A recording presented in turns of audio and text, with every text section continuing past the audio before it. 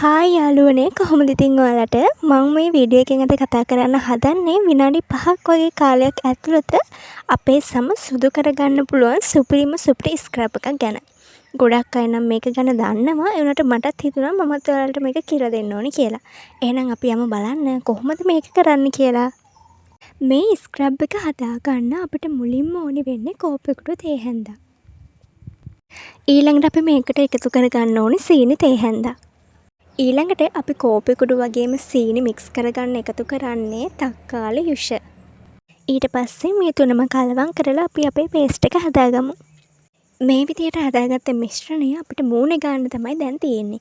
ඔයාලා මේක ගන්න කලින් මතක ඇතුවම ඔයාලගේ මූණ හොඳට පිරිසිදු කරගන්න ඕනි. ඊට පස්සේ පිරිසිදු කරගත්ත මූණේ මේ විදිහට ඔයාලට අපේ පේස්ට් එක ගා ගන්න පුළුවන්. මේක ගාලා විනාඩි 2ක් විතර කාලයක් ඔයාලා හොඳට මූණ උඩු අතට ස්ක්‍රබ් කරන්න ඕනි. ඒ විදිහට ස්ක්‍රබ් කරාට පස්සේ විනාඩි 5ක කාලයක් මේක මූණේ තියෙන්න ඇරලා අපිට මේක සෝදලා ඉවත් කරන්න පුළුවන්. ඊට පස්සේ ඔයාලට කැමති නම් අයිස් කියුබ් සත්කාරය මූණට කරන්න පුළුවන්.